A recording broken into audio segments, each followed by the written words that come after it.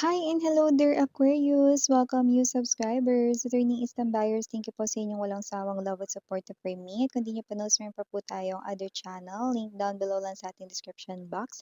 So if interesado, click lang po yan no, para makarating po kayo doon. Araw-araw ay nag-upload din tayo ng collective readings for all signs there. No? At syempre, cross-watchers ni Aqua, welcome rin kayo rito. No? At kung merong Aquarius placement sa natal slash birth chart, welcome din kayo. So just take only what resonates. So, let's take a look at your May messages here. May 2026 messages for Aquarius. Maraming salamat, Archangel Michael, Guardian Angels of Aquarians. Can you please show me messages para sa kanilang May 2026? May 2026 para kay Aquarius.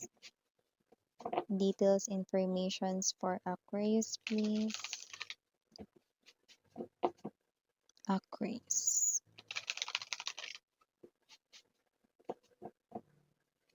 Okay, let's go. Let's see the messages here para sa Mayo mo. Mayo 2026. Aquarius, Nine of Hearts. You also have here this Two of Clubs, Ten of Diamonds, Seven of Clubs, Four of Hearts, Two of Diamonds.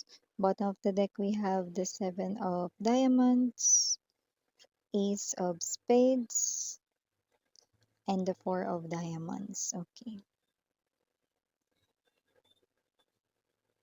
Medyo ibaba natin to para hindi mag-reflect sa ating light.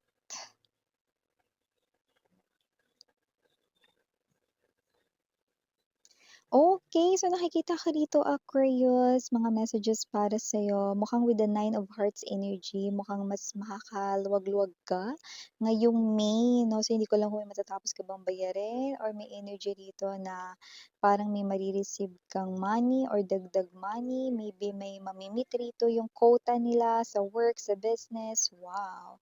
Kasi nakikita ko dito na parang magkakaroon ka ng time para makapagpahinga sa gastos or makahinga naman dito 'no at makapag-impok or makapag-ipon. Kasi nakita ko na halos lahat ng pera mo palabas nitong mga nakaraang mga buwan at taon 'no. Ngayong May makabawi-bawi ka naman dito at mukhang puwede ka rito na bumili ng something na gusto mo, you want 'no, parang treat mo sa sarili mo. Go ahead, gawin mo na 'yan 'no, para mas ma-motivate ka at mas ma-inspire to work more and to earn more 'no. Parang work hard, play hard, gano'n. O maganda kasi ang message ay magkakaroon ng balance rito sa iyong kaperahan and at the same time, nakikita ko na less stress ka rin sa money ngayong May 2026. Maaaring meron din ditong iba pang mga mensahe 'no, okay, for you guys na may kinalaman na rin dito sa money. Kasi nakikita ko dito yung hinihintay mo ritong pera, may gano'n? Okay, yung hinihintay mo ritong pera ay maaaring dumating sa'yo, okay, with this Seven of Clubs energy and the Nine of Hearts, maaaring dumating na yung hinihintay mo na pera.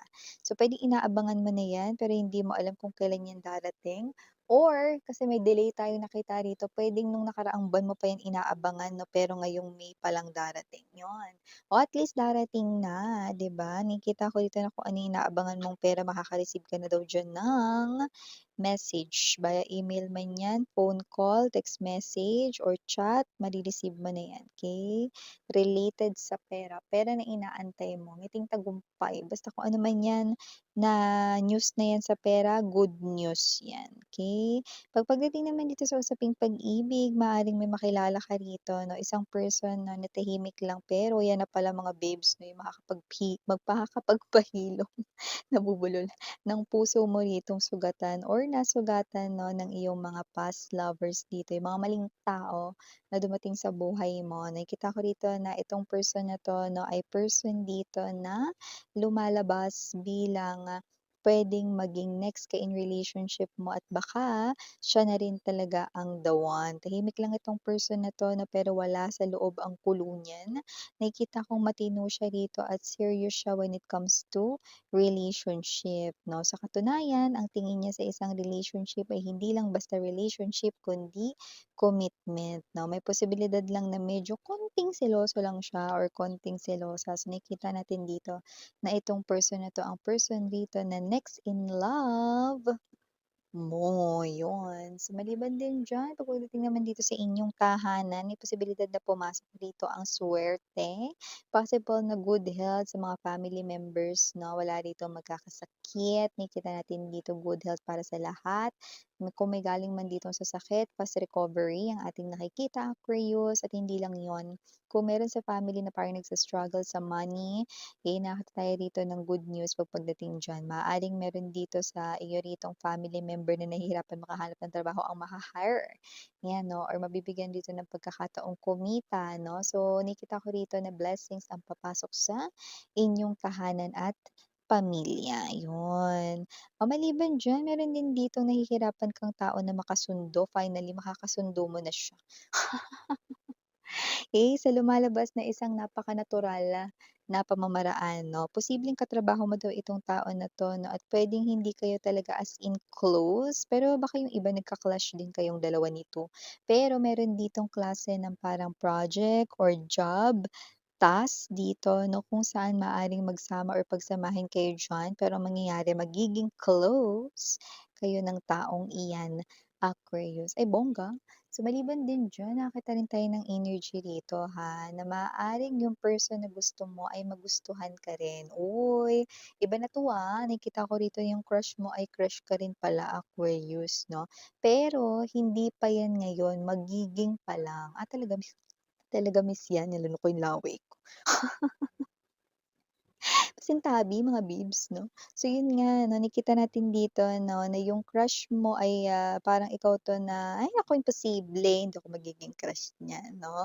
Tapos ngayong May, hindi pa nagsa-start for a lot of you 'no, magsa-start pa lang na magugustuhan ka niya dito. So lumalabas rito, Aquarius, na kung sino man 'tong energy na 'to, this person here ay someone na gusto mo, nauna ka magkagusto sa kanya 'no, at magkakagusto din siya sa'yo. Mauna ka man rito na magkagusto sa kanya, ang importante magkakagusto rin 'yan sa'yo. Ay bongga.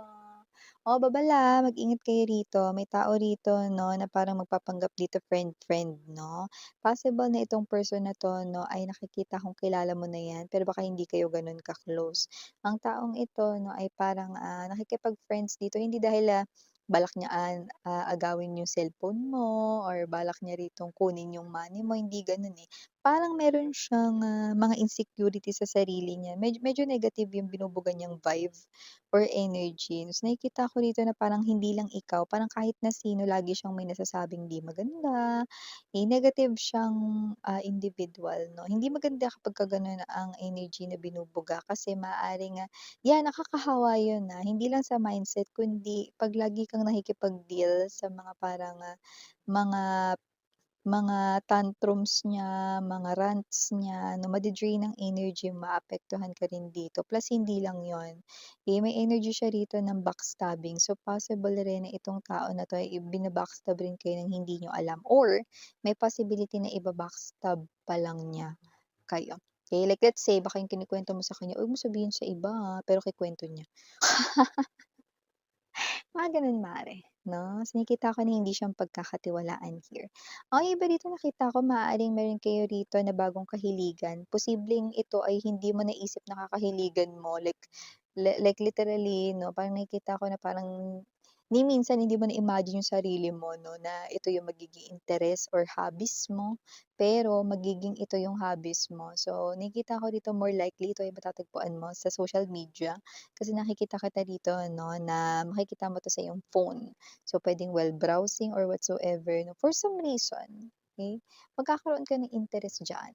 Oo, sa bagay na 'yan na parang ikaw ito 'no, na 'pag nalaman mo nagkaka-interest ka na diyan sa hobbies na 'yun, maiisip mo, "Ito yung bagay na ewan ko ba't ko 'to naging interest pero ang saya pala gawin nito or nakaka-enjoy pala." 'Yan 'no. Yung iba nakita ko dito sports 'yan, yung iba naman pang leisure 'yan 'no. Siguro ganito, kung hindi ka naman talaga nagaganchilyo kasi nahihilo ka diyan sa mga paganyan-ganyan mga sinulid 'no, 'yan 'no magkakaganchilyo ka na rito. Tas ma-e-enjoy mo pa 'yan, baka gawin mo pa 'yang sideline mo, 'yan 'no. O yung iba ano baka hindi niyo nakita na magkaka-interest kayo rito sa ganitong sports, kasi hindi naman kayo sporty unang-una.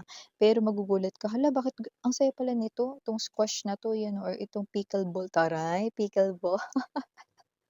Example lang 'yan, okey?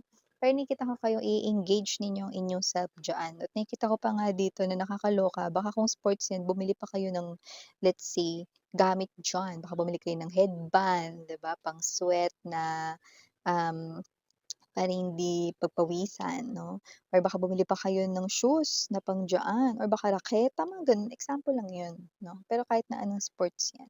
O yung iba baka magulat kayo na kumpleto mo na pala lahat ng sinulid kung crochet man 'yan 'no, or kung pagluluto yung gusto mong i-try rito baka magulat ka lahat na ata ng uri ng panukat nabili mo na 'no, pati yung mga, ah, ano 'yun, mga pangluto kagaya ng mga kawali 'no, iba-ibang shape nabili mo na, mga gano'n, okey. So maliban din diyan nakita ko na energy, excuse me, maaaring may magbigay sa inyo rito ng regalo 'no. Isang regalo rito 'no na posible na galing talaga rito sa kanyang ipon, 'yan 'no. Sino man 'yun nakikita ko rito baka asawa mo ito, boyfriend, girlfriend.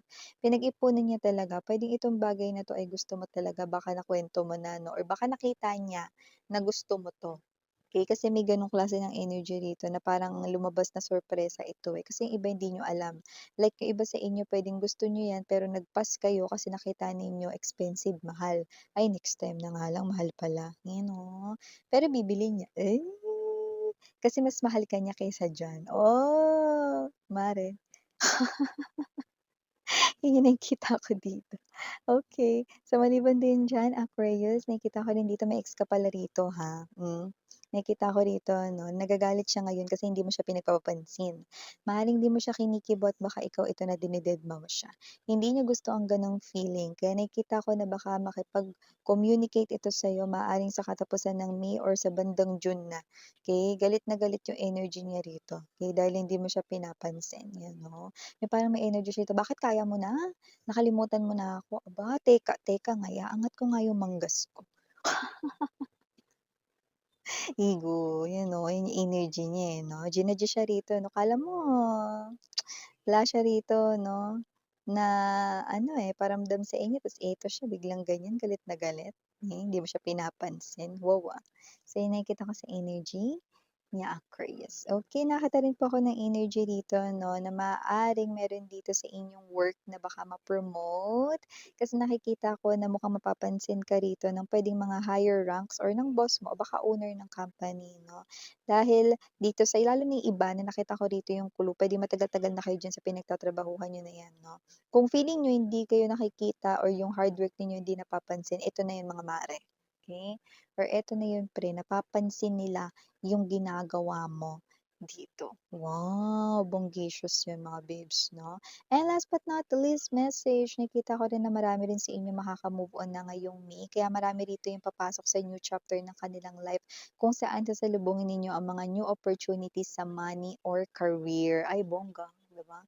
So nakikita ko dito i-grab mo 'yan dahil nakikita ko ditong para talaga 'yan sa'yo. Na-delay nga lang 'yan nung mga nakaraan 'no, nung umiiyak ka at, um nagmo-move on sa iyong ex pero ngayon okey ka na, naghi-heal ka na. So, nakikita kong gumagalaw na rito 'no, ang iyong new chapter, umaandar ka na sa new journey ng iyong life. So, yeah, ito yung mga messages na nakuha ko para sa'yo, Aquarius. Maraming maraming salamat sa oras mo and just take only what resonates. Again, I'm Yuriana, only for the girls and Yana, do not for the boys. Harang hayo, love and light, Hidra. Annyeong.